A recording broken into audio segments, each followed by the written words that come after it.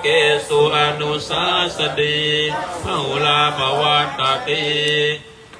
หนึ่งคำสั่งสอนของพระผู้มีพระภาคเจ้านั้นย่อมเป็นไปในสาวกทั้งหลายส่วนมากมีการจำแนกอย่างนี้ว่ารูปังอนิจจังรูปไม่เที่ยงเวทนาอนิจจาเวทนาไม่เที่ยงสัญญาอนิจจาสัญญาไม่เที่ยงสังขาราอนิจจาสังขารไม่เที่ยงวิญญาณังอนิจจังวิญญาณไม่เที่ยงรูปังอนัตตารูปไม่ใช่ตัวตนเวทนาอนัตตา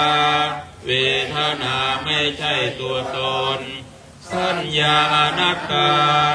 สัญญาไม่ใช่